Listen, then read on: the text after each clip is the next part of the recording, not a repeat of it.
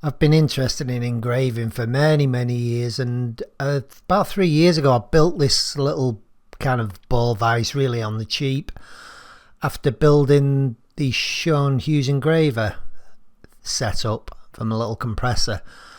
And this thing sort of got me going, but it wasn't very good. As I say, it only cost a few pounds for the vise, and I extended the jaws up with some bits of angle iron. But the trouble with this thing is the turntable was rubbish that I made for it, and also that big handle sticking out, it's just really annoying. It gets in the way, you catch it with your hand. So overall it wasn't very good. And the problem with this vise was that because the base wouldn't spin freely, I was kind of turning the graver rather than turning the work, and what was happening, the tips kept breaking on the gravers, which was really annoying, because it takes 5 to 10 minutes to sharpen some of these little gravers, and if you just keep breaking tips, you just eventually just scream and give up and throw the thing in the corner and come back a few days later. So I thought, I'm going to build a better ball vise, and if you've looked at the cost of these engravers ball vises, they are really expensive. A good one, and I didn't want to buy another rubbish vise because I've already got one of them. So I didn't really have any big blocks of steel to build this vise, but I have got an awful lot of sort of 10mm thick mild steel plate offcuts from various projects I've built, and there's one of them. That's actually the cleanest piece I've got. The rest is all basically pretty rusty, cruddy stuff, so I spent an awful lot of time cleaning it, surface grinding it, so I can stack it up and build myself thicker sections. And the way I've built this vise is I've drawn a circle about 4¼ inches.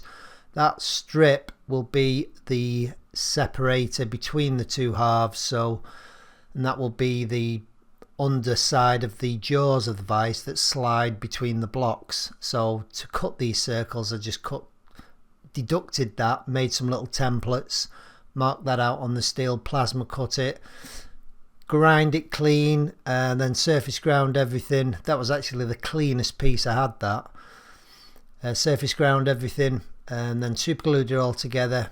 And this is kind of where I'm up to at the moment now with the blocks.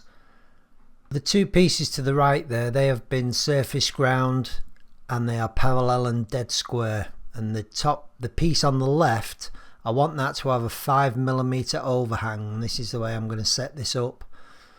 So I'm just going to super glue that on now.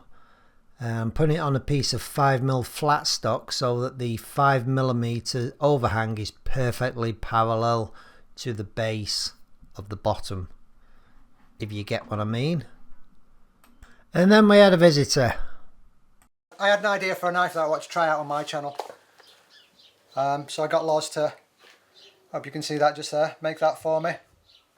A little beast, a bit of a high grind, sabre grind would you say? Yeah. Sabre grind with a micro bevel, Sanmai. So yeah, I'm going to be putting that through its paces on my channel. And he's also made me a little neck knife that he's trialling at the moment. Look at that little beast. So yeah, he's asked me for some feedback. So we'll try skinning maybe gutting a few things and using that and putting that through its paces as well.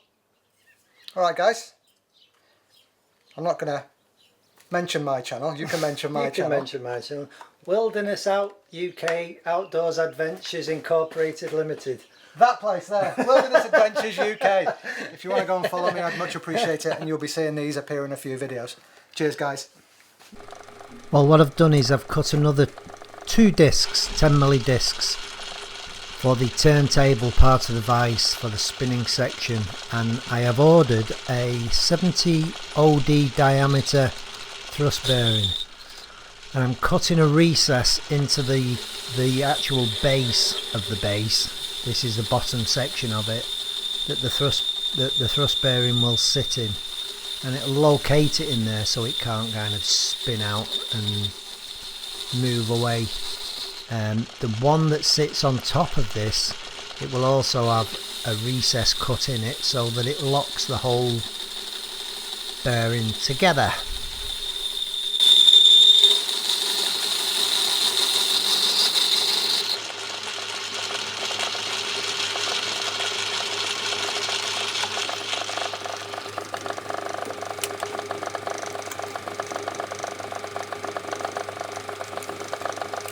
70.24. That will do.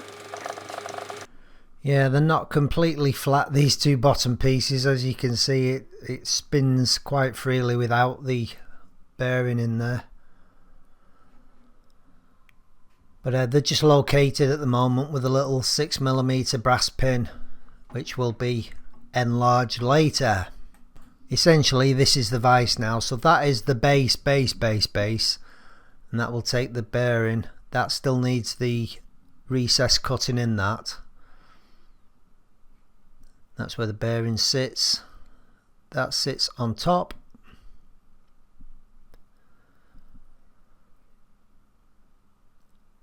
There's my blocks all stacked and glued together, and that will be the holders, the base for the actual jaws that will slide in and out. There's still no thrust bearings today, but not to worry. I'm sure they'll come tomorrow, sometime this week. Still plenty to do, so I've decided I'm going to fashion the jaws out of some angle iron. I've trimmed the top down. It was about 3 inches, this, maybe 3x2 angle. It's more than strong enough, isn't it, for this job. It's a bit rusty though, that's the only problem with it, a bit cruddy. Not to worry. So I'm going to clean it up, surface grind it, of course, get the top perfectly parallel with the base, and then try and get this square, because I'm sure at the moment it's just not square. What I'm going to do is I'm going to try out a new product I've just been sent, and it's this. It's window and glass with diamonds, and it's meant to do a really good job of cleaning up steel, so let's give it a go.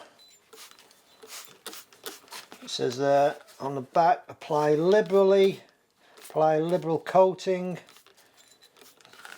and buff vigorously with a yellow cloth. I just happen to have a yellow cloth, so let's try it out, guys.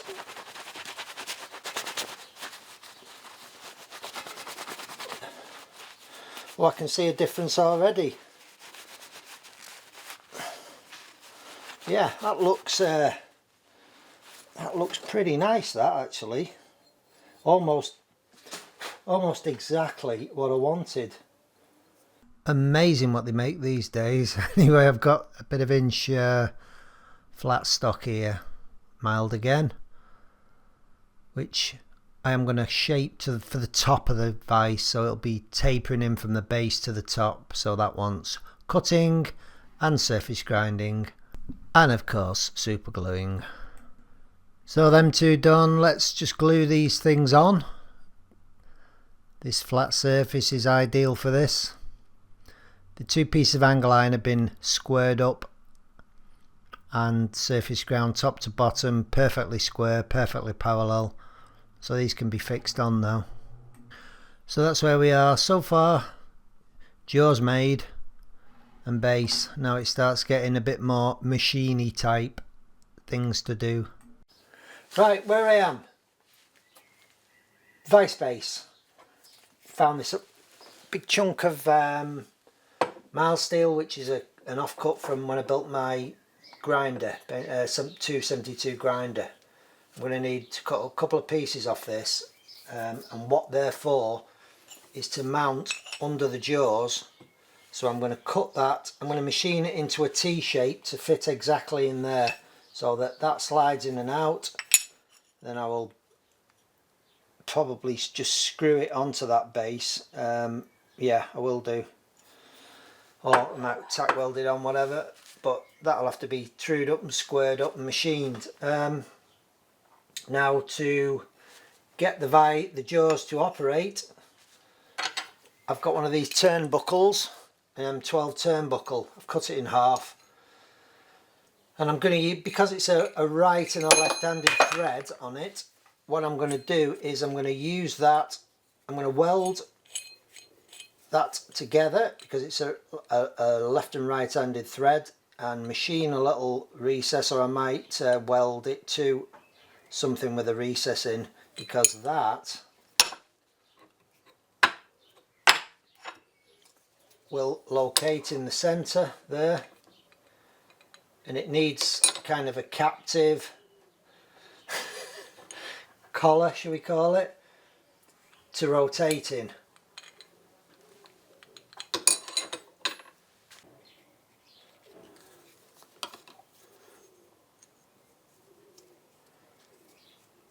Yeah, I'm going to call my new vise making company Wing and a Prayer Engineering. It's got a kind of ring to it, hasn't it?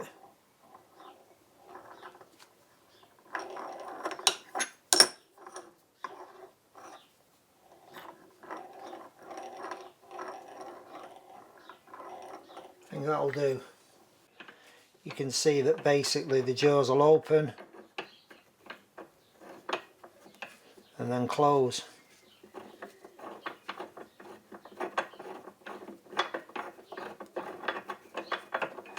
Just like that. I've cut them off and I've basically turned that down. I guess I've made a helicoil, 13mm, that's the biggest drill bit I've got. So I've taken that down to 13mm, and that can now have a 13mm hole drilled in it. That will be inserted, probably brazed in, and then that will be the insert for the, so I did the right-handed one first, the normal threaded one, just to try it out and see what I could get down to, rather than doing the left-handed thread, because I don't have a left-handed tap or die, and that's why I use the turnbuckle, because it was actually a lot cheaper than buying a left-handed tap and die. Good news is my needle bearing come. So there we are, needle bearing in. Put that on the surface grinder,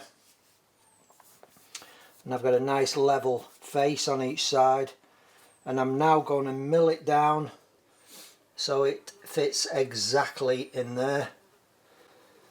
And then I think the height wise it wants a tad off it, but the finishing work will be done on the surface grinder. So we'll get this on the mill and get it milled out.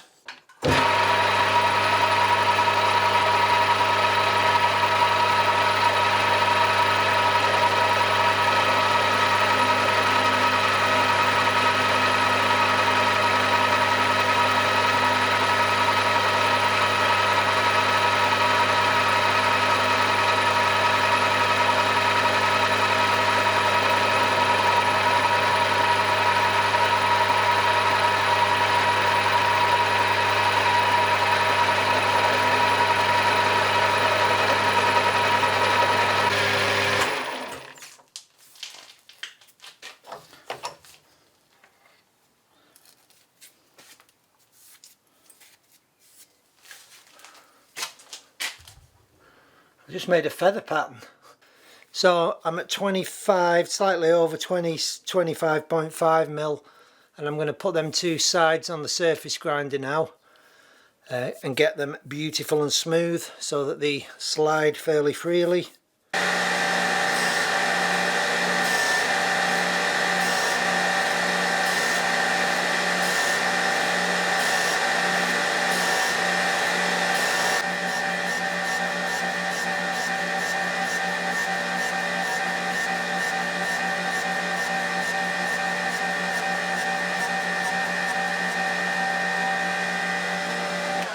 I am going to have to take a look at that mill because it took 3 thou to get all the milling marks out of that. So I'm almost certain it's the vise that's throwing things out on the mill.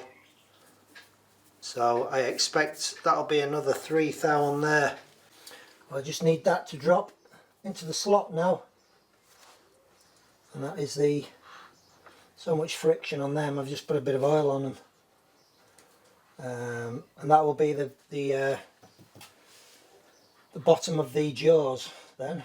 So I'm going to mark that out, and then I'm going to mill out the shoulders on there so it'll drop down and we can get hold of the bases of the vise jaws then.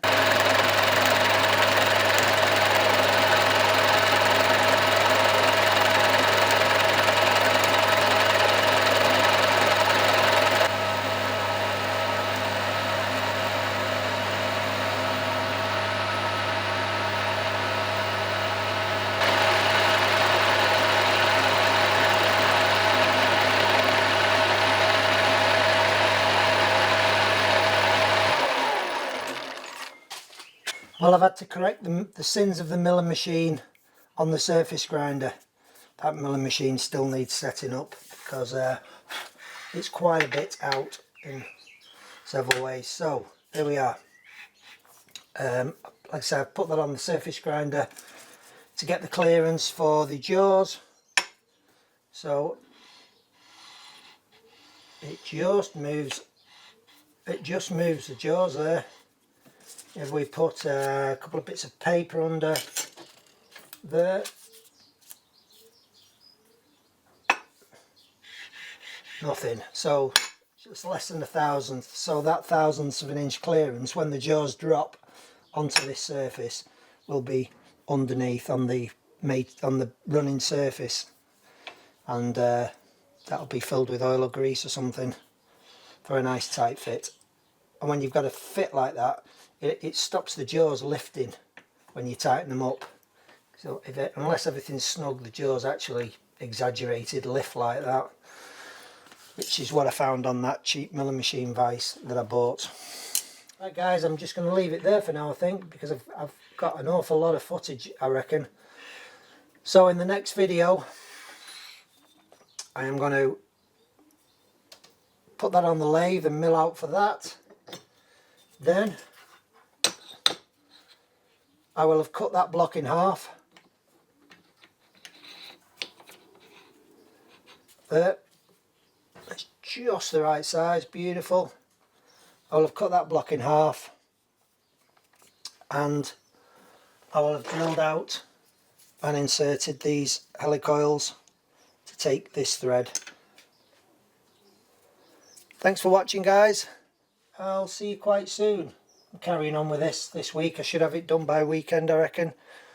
So I've been working in the evenings, just 2 or 3 hours, and thought I'd have 3 or 4 hours today because it's just been ridiculously hot. The temperature got up to 36 degrees in my forging room.